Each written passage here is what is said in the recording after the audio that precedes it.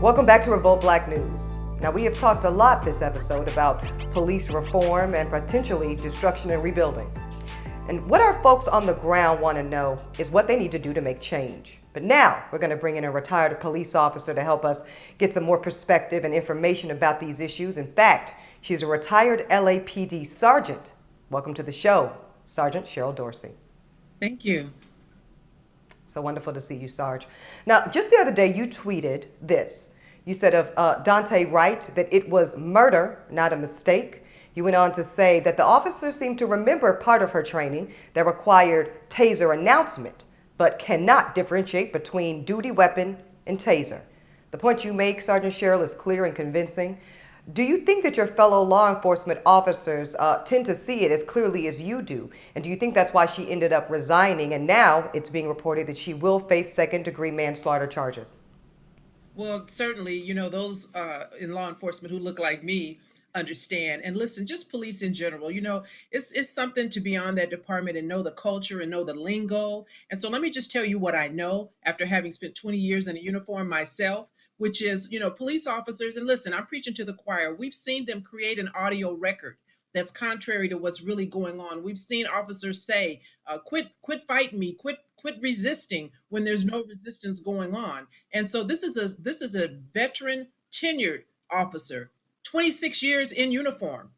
And she understands that training requires when you do use a taser, which is located on her weak side, so that means she's right hand dominant, she has to reach across her body to get it, which is an awkward movement compared to just reaching straight down for your duty weapon on your strong side. And we know when you deploy a taser, you say, taser, taser, taser, so that other officers can get out of the way and not be subjected to being charged as well.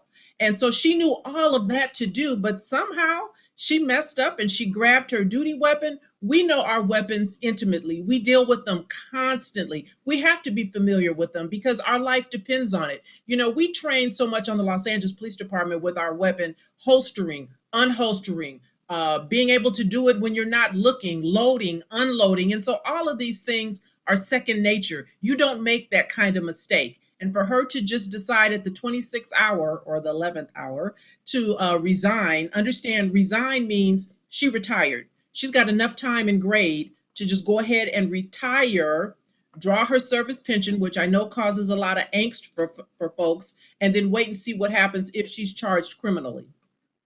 Let me ask you this about the community and Black cops. I'm always appreciative of having conversations like this where I can speak to Black law enforcement, or in your case, former law enforcement, very directly. There's some people in our community that have empathy and concern for our Black law enforcement officers. And then there's those in the community, Sergeant Cheryl, I ain't got to tell you, that just see law enforcement that are Black as well as the opposition. From your experience, what's the morale like for Black law enforcement officers in general right now in this moment? Do you see law enforcement that is Black rallying together to have an experience that can increase the relationship of trust between Black law enforcement and the community?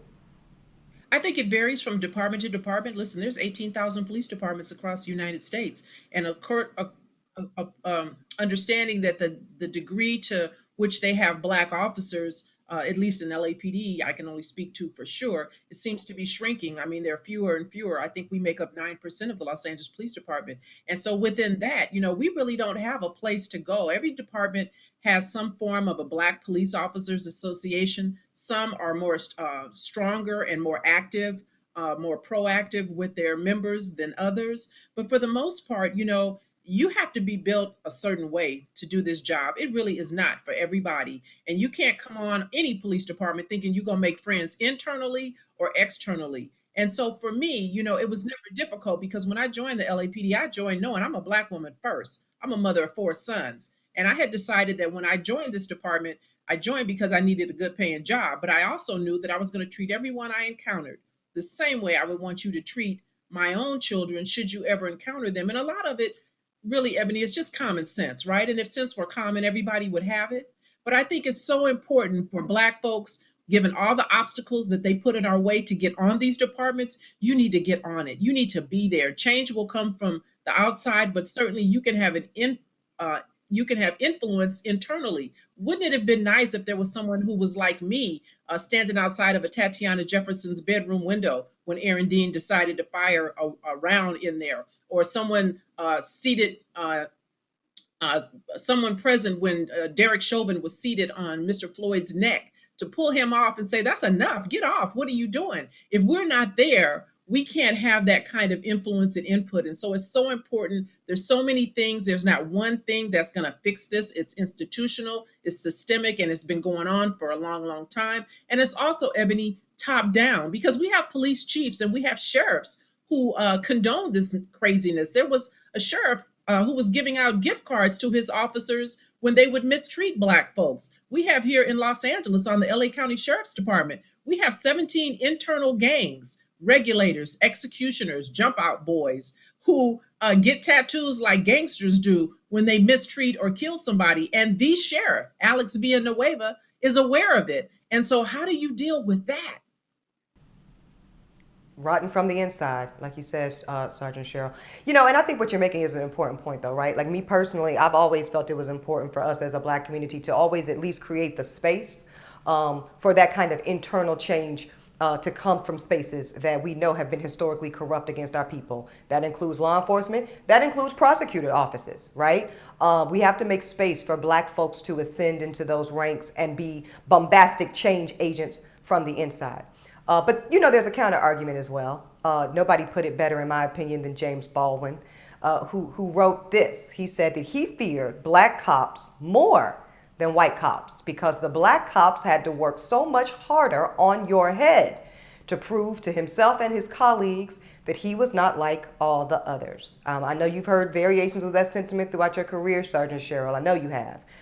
What is your reaction to that? Yeah, that you know, narrative? and I think there's some validity to that, but it's not just unique to law enforcement. Listen, you know, Black folks in general, we're always afraid to do what white folks don't have a problem doing. You know, we don't want to help each other, whether it's in law enforcement or whether you work at a hospital, you know, because we're afraid that if we are, you know, too helpful to someone who looks like us, it's going to be a problem. And I've certainly experienced that on the LAPD. I talk about the racism and what I refer to as reverse racism, Black folks not wanting to help me when I thought, you know, that's where I should go to get the most help.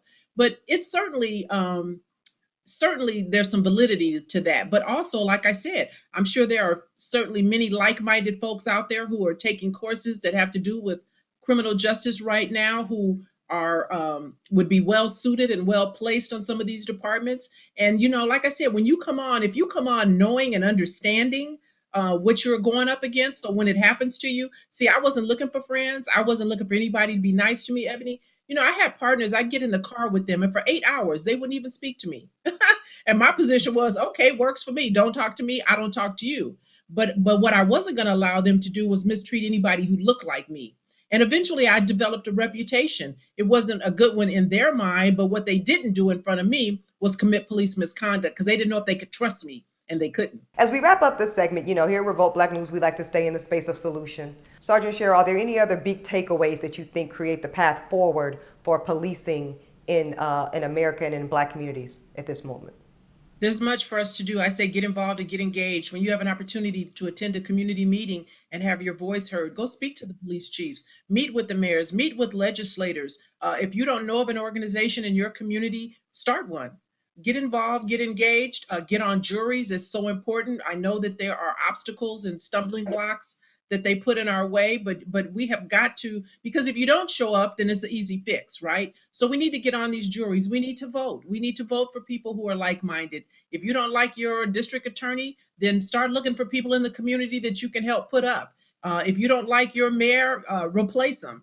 Politicians understand one thing, and that's votes. And so I say the onus is on us as a community to not sit around and wait for other folks to fix it for us. Get involved and get engaged. Hey y'all, now for full episodes of Revolt Black News, tune into Revolt TV. And if your cable provider doesn't carry it, make sure you reach out and let them know that you're trying to join the revolution. I'll see y'all every Thursday night at 9 p.m. Eastern, only on Revolt.